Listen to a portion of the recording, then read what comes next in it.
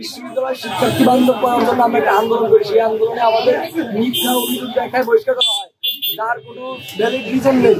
তারপরে আমরা এই প্রেক্ষিতে আমরা কয়েকবার চাই শিক্ষা মন্ত্রণালয়ে কথা বলার চেষ্টা করি, কিন্তু আমাদের আশ্বস্ত করে প্রথমে শেষ সময় তারা অপারগতা প্রকাশ করে এবং শিক্ষা মন্ত্রণালয় আমাদের সাথে বসতে রাজি হয়নি, যার প্রেক্ষিতে আমরা কোথাও কোনো ফল না পাই আমরা আজকের রাস্তায়।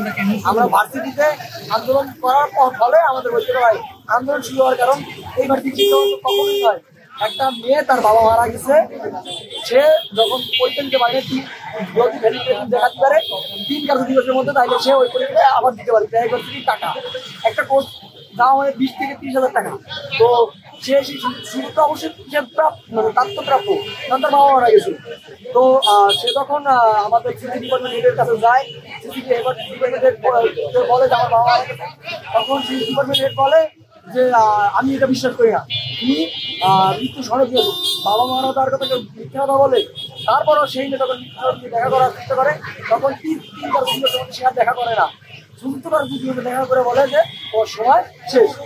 তো এই যে এটা একটা শিক্ষার্থী ক্যাম্পাস, এটা অহরহ হয়। আমার স্থান থেকে বললে আমার একটা কোর্সে 24টি ক্লাস হয়, তার মধ্যে 16 ক্লাসে 4 বার ঢাকা গেছে।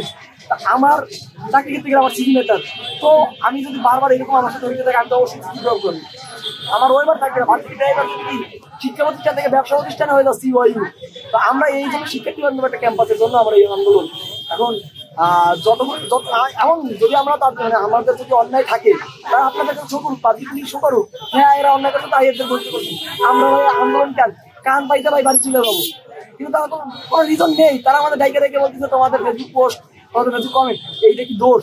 এটা তো হচ্ছে শরীরে শিক্ষা নেওয়ার মতো হয়ে যাচ্ছে, একদম যে লাল ডিপি তোমার পুলিশে ধরে নিয়ে যাবো। ঠিক সেম টাইপের গেম খেলছে তারা। আমরা এই গেম কখনো মাইনে নেবো না যতক্ষণ না পর্যন্ত আমাদের বহিষ্কার বিনা শর্তে তুলে নিবে এবং আমাদের ক্ষতিপূরণ না দেবে, ততদিন পর্যন্ত এই আন্দোলন আমরা থেকে আমরা। আচ্ছা, কতজনকে বহিষ্কার করছে? টোটাল হচ্ছে 39 জন, 21 জন স্থায়ী হবে আর 18 জন হচ্ছে এক সেমিস্টারের জন্য। আমাদের উপরে অন্যায় এবং মেয়েদের উপরে অতর্কিত হামলা করা হয়েছে, মেয়েদের বাজেভাবে কাজ পর্যন্ত করা হয়েছে, ছেলেদের পাড়া পর্যন্ত ডলা পর্যন্ত দেওয়া হয়েছে। আপনারা হয়তো দেখে পাচ্ছেন।